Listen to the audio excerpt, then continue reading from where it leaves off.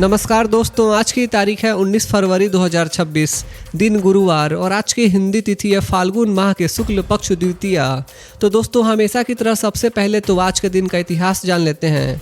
आज ही के दिन साल 1630 में मराठा साम्राज्य के संस्थापक छत्रपति शिवाजी महाराज का जन्म पुणे के ऐतिहासिक शिवनेरी फोर्ट में हुआ था। शिवाजी महाराज को एक महान वॉरियर किंग और ब्रिलियंट मिलिट्री स्ट्रेटेजिस्ट माना जाता है। उन्होंने हिंदवी स्वराज की स्थापना की और मुगल साम्राज्य को कड़ी चुनौती दी। उनका जीवन आज भी करेज, लीडरशिप और नेशन प्राइड की मिसाल है। वहीं आज ही के दिन साल 1915 में महान स्वतंत्रता सेनानी गोपाल कृष्ण गोखले का निधन हुआ था। वे एक रेस्पेक्टेड लीडर और सोशल रिफॉर्मर थे। उन्होंने सर्वेंट्स ऑफ इंडिया सोसाइटी की स्थापना की और शिक्षा व सामाजिक सुधारों पर जोर दिया। गांधी जी भी उन्हें अपना पॉलिटिकल गुरु मानते थे। और साल 1986 में आज ही के दिन भारत में पहली बार कंप्यूटराइज्ड रेलवे रिजर्वेशन सिस्टम की शुरुआत की गई। इस कदम ने टिकट बुकिंग प्रक्रिया को फास्ट, ट्रांसपेरेंट और इफिशिएंट बनाया। धीरे धीरे यही system modern digital booking platform में बदल गया, जिसने करोड़ों यात्रियों की जिंदगी आसान कर दी। तो दोस्तों, ये था आज के दिन का इतिहास। तो चलिए अब जानते हैं आज की देश भर की सबसे बड़ी खबरें। इंडिया एआई इम्पैक्ट समिट के दौरान प्रधानमंत्री नरेंद्र मोदी ने कल कई ग्लोबल लीडर्स के साथ बिलैटरल मीटिंग्स की। उन्होंने स्पेन के राष्ट्रपति पेड्रो सांचेज से मुलाकात कर ट्रेड, डिजिटल, हेल्थ और क्लाइमेट एक्शन पर चर्चा की। दोनों देशों ने 2026 को India Spain year of culture, tourism and AI के रूप में मनाने का फैसला किया।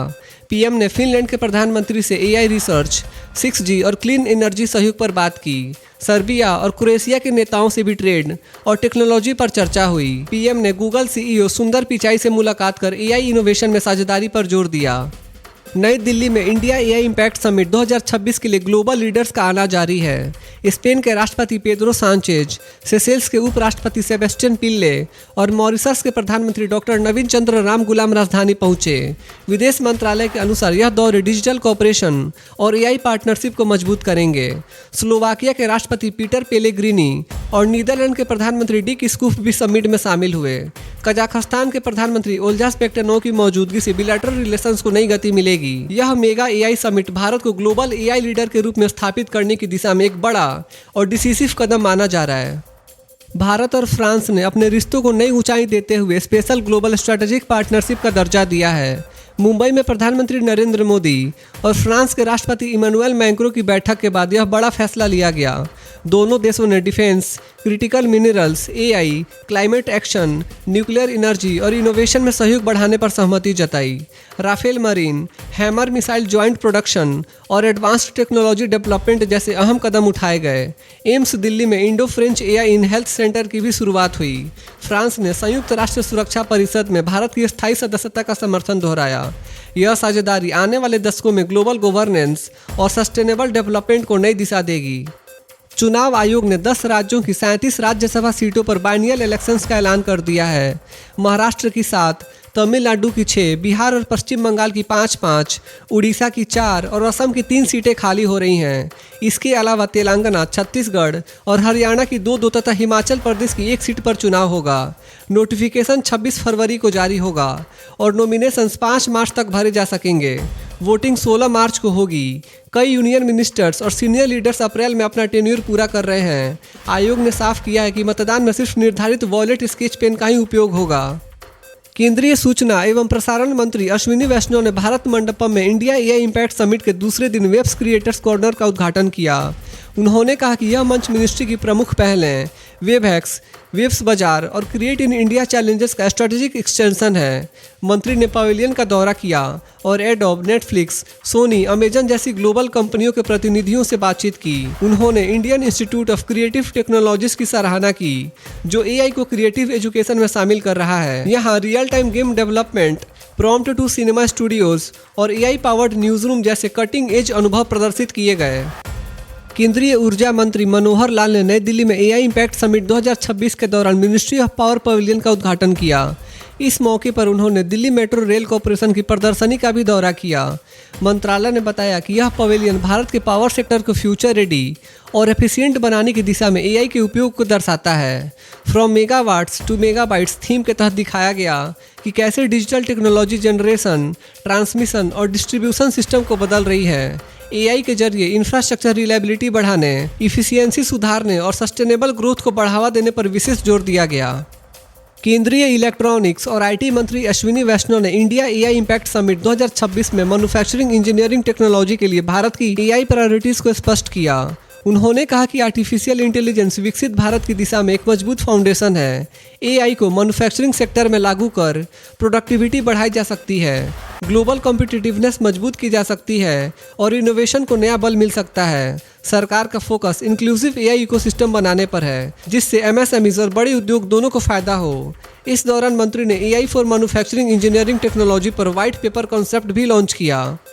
भारत और कंबोडिया के बीच रक्षा सहयोग को और मजबूत करने की दिशा में अहम कदम उठाया गया है। फनोम पेन में आयोजित तीसरी army to army staff talks में भारतीय पक्ष का नेतृत्व मेजर जनरल आकाश जौहर ने किया। इन वार्ताओं का मुख्य फोकस डिफेंस कोऑपरेशन बढ़ाने, ज्वाइंट मिलिट्री इंगेजमेंट मजबूत करने और ट्रेनिंग कोऑपरेशन को विस्तार देने पर रहा। बैठक के दौरान मेजर जनरल जौहर ने रॉयल कंबोडियन आर्मी के कमांडर लेफ्टिनेंट जनरल माओ सोफान से भी मुलाकात की।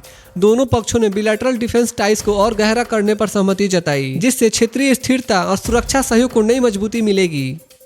हरियाणा में सस्टेनेबल एग्रीकल्चर और साइंटिफिक वाटर मैनेजमेंट को बड़ा बढ़ावा मिला है। चीफ सेक्रेटरी अनुराग रस्तोगी की अध्यक्षता में एसएलएससी ने 4 solar powered micro irrigation projects को मंजूरी दी है। करीब 402 करोड़ रुपए की लागत से ये प्रोजेक्ट 61 कैनल आउटलेट्स और 94 गाँव में लागू होंगे। इससे लगभग 11,000 हेक्टेयर भूमि कवर होगी और 8900 से ज़्यादा किसानों को फायदा मिलेगा। ड्रिप और स्प्रिंकलर सिस्टम से पानी की बचत होगी, प्रोडक्टिविटी बढ़ेगी और सोलर पावर से लागत भी घटेगी। सरकार ने डीबीटी मॉडल, जीएसटी वेरिफिकेशन और बैंक गारंटी सिस्टम से पारदर्शिता सुनिश्चित करने के निर्देश दिए हैं। राष्ट्रपति द्रौपदी मुर्मू ने कल आंध्र प्रदेश के विशाखापत्तनम में इंटरनेशनल फ्लीट रिव्यू 2026 का निरीक्षण किया। इस भव्य मैरीटाइम इवेंट में 70 से ज़्यादा देशों की नौसेनाएं हिस्सा ले रही हैं। राष्ट्रपति ने कहा कि यह आयोजन यूनिटी, ट्रस्ट और म्यूचुअल रिस्पेक्ट का प्रतीक है। यूनाइटेड थ्रू ओशंस थीम के तहत अलग अलग देशों के जहाज एक साथ समुद्री सहयोग का संदेश दे रहे हैं। उन्होंने कहा कि भारत की मैरीटाइम पॉलिसी वासुदैव कुटुंबकम और महासागर विजन पर आधारित है। भारतीय नौसेना देश की सुरक्षा के साथ साथ ह्यूमैनिटेरियन मिशंस में भी अहम भूमिका निभा रही है। अमेरिका की चिप मेकर कंपनी क्वालकॉम ने भारत में बड़ा एआई इन्वेस्टमेंट करने का ऐलान किया है। इंडिया एआई इम्पैक्ट समिट 2026 के दौरान कंपनी के सीईओ क्रिस्टियानो एमो ने बताया कि क्वालकॉम भारतीय स्टार्टअप्स में $150 मिलियन तक निवेश करेगी। यह निवेश नए स्ट्रेटेजिक एआई वेंचर फंड के जरिए किया जाएगा। फोकस ऑटोमोटिव, आईओटी, रोबोटिक्स और मोबाइल टेक्नोलॉजीज में एआई एप्लीकेशंस पर रहेगा। कंपनी एज एआई मॉडल पर काम कर रही है, जिसमें डाटा प्रोसेसिंग सीधे डिवाइसेस पर होती है। क्वालकॉम 2007 से भारत में निवेश कर रही है और अब यह कदम भारत के एआई इकोसिस्टम को और मजबूत करेगा। दुनिया में एआई की रफ्तार तेज है, लेकिन एक्सेस में बड़ा अंतर दिख रहा है। माइक्रोसॉफ्ट ने घोषणा की है कि वह दशक के अंत तक ग्लोबल साउथ देशों में $50 बिलियन निवेश करेगा। कंपनी का कहना है कि अगर एआई डिवाइड कम नहीं हुआ तो आर्थिक असमानता बढ़ सकती है। इंडिया एआई इम्पैक्ट समिट में माइक्रोसॉफ्ट के वाइस चेयर ब्रैड स्मिथ ने कहा कि जैसे बिजली ने दुनिया को बदली थी, वैसे ही एआई भविष्य तय करेगा। माइक्रोसॉफ्ट ने एलिवेट फॉर एजुकेटर्स प्रोग्राम भी लॉन्च किया है, जिससे भारत के 20 लाख शिक्षकों और करोड़ों छात्रों को एआई स्किल्स मिलेंगी। कंपनी 2030 तक भारत में 2 करोड़ लोगों को एआई ट्रेनिंग देने का लक्ष्य रख रही है। जम्मू कश्मीर ने इतिहास रच दिया है। टीम ने रणजी ट्रॉफी के सेमीफाइनल में बंगाल को 6 विकेट से हराकर पहली बार फाइनल में जगह बना ली है। आकिब नबी ने शानदार गेंदबाजी करते हुए मैच में कुल 9 विकेट लिए। दूसरी पारी में बंगाल सिर्फ 99 रन पर सिमट गया और जम्मू कश्मीर को 126 रन का आसान लक्ष्य मिला। जम्मू कश्मीर ने 34.4 ओवर में 126 रन बनाकर मैच जीत लिया। वंशज शर्मा 43 रन बनाकर नाबाद रहे, जबकि अब्दुल समद ने 30 रन की अहम पारी खेली। अब फाइनल में जम्मू कश्मीर का मुकाबला 24 से 28 फरवरी तक कर्नाटक से होगा। सोना और चांदी के भाव में मिक्स्ड मूवमेंट देखने को मिल रही है। भारत में 24 कैरेट सोना लगभग 15,419 रुपये प्रति ग्राम, लगभग 1,54,190 रुपये प्रति 10 ग्राम और 22 कैरेट सोना 14,134 रुपये प्रति ग्राम, लगभग 1,41,340 रुपये प्रति 10 ग्राम के आसपास ट्रेड कर रहा है। चांदी की कीमत करीब 260 रुपये प्रति ग्राम या 2,59,900 रुपये प्रति किलो के स्तर पर है। इन दामों में हल्की वोलेटिलिटी बनी हुई है और बाजार सेंटीमेंट के हिसाब से आगे और उतार चढ़ाव भी आ सकता है। तो दोस्तों, आज के लिए बस इतना ही था। देश भर के छोटे बड़े अपडेट्स और हर दिन के मुख्य समाचार देखने के लिए हमारे यूट्यूब न्यूज़ चैनल इंडियन जनता न्यूज़ को सब्सक्राइब जरूर करें। मिलते हैं अगले वीडियो में, तब तक के लिए बाय बाय, टेक केयर, जय हिंद।